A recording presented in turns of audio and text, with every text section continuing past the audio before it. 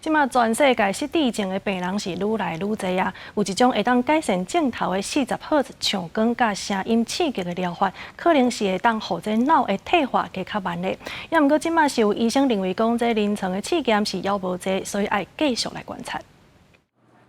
透过静止电脑断层对脑内面斑地分布来侦测脑部的生物标记，虽然检测会当早期诊断和治疗失智症，但科学家嘛当拍拼研究安怎让已经确诊的患者莫个恶化。最近有研究指出40赫兹的声光刺激，在动物实验内面会当降低对脑部的伤害。40赫兹的话，刚好落在这个频率里面，它可以去诱发这个大脑里面这个伽马波的一个共振。临床的研究其实还是相对来说是比较少的，整个的那个结果看起来的话，目前在临床上面的疗效是还不太确定。神经内科医师认为讲，现阶段必须要持保留的态度，而且要确认患者袂对声音和光线敏感。学者指出讲，目前国际上确实有发现讲，互轻度失智的时大人40赫兹的光照和声音的刺激，结果因爱上去爱做心，才精神镜头有改善，但治疗机制还在研究。这的声光刺激可以去促进个案的这个睡眠品质，还有让他每日的活动量比较有规律。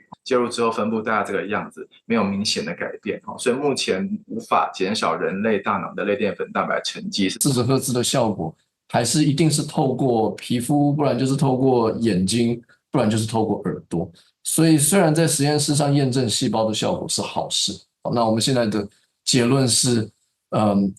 参数可能还是需要微调，因为现在的效果